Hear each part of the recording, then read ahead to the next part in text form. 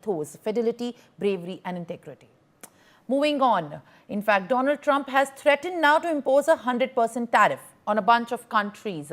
The president-elect has threatened this action against the BRICS group of nations, which includes India, if they undercut the US dollar.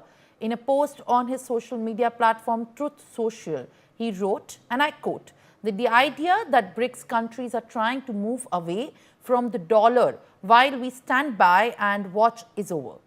Trump then added that they require a commitment from these countries that they will neither create a new BRICS currency nor back any other currency to replace the mighty US dollar, or they will face 100% tariffs and should expect to say goodbye to selling into the wonderful US economy.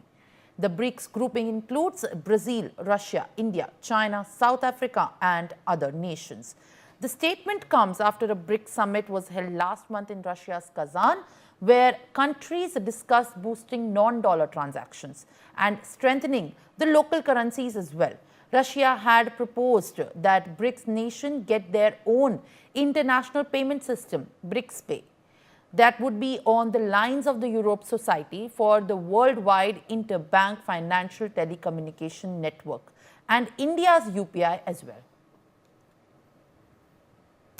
Now, senior economist Sharat Kohli joins me live on the broadcast on this very important news break that, in fact, we have given the updates over. I appreciate you joining me live, sir. Thank you for speaking to us. In fact, this latest statement that has come just a month after there was BRICS summit that held in Russia's Kazan. How do you view this latest statement, given the fact that Donald Trump, the US president-elect, is now reforming his entire future and vision for the governance in the United States for the next years, upcoming years, and now given the fact that India is also a very crucial member, and it is as much as it is about boosting the local currencies, it is in fact given as a huge statement as 100% tariff has been announced by Donald Trump. Well, good afternoon, Simran. When the statement came about Mexico, Canada and China about President-elect Trump saying that he's going to enhance the tariffs, we were already celebrating. And I was amongst the first to say that we should not prematurely celebrate because Mr. Trump can be very unpredictable.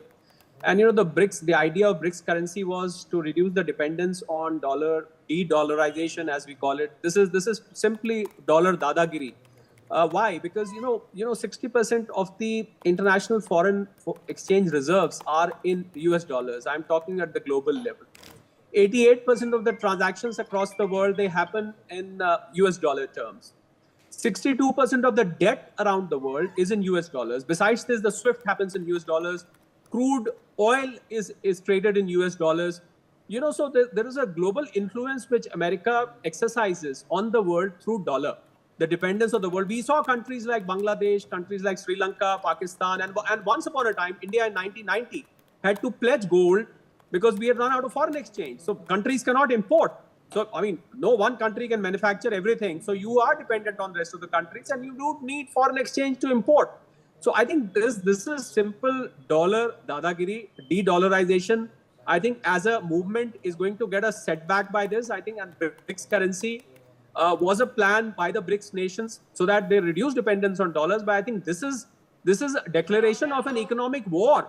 You are literally threatening an economic war that either you do not launch a BRICS currency or I'm going to levy 100% tariffs. And 100% tariffs, Simran, means that you'll practically finish the exports from India to the US.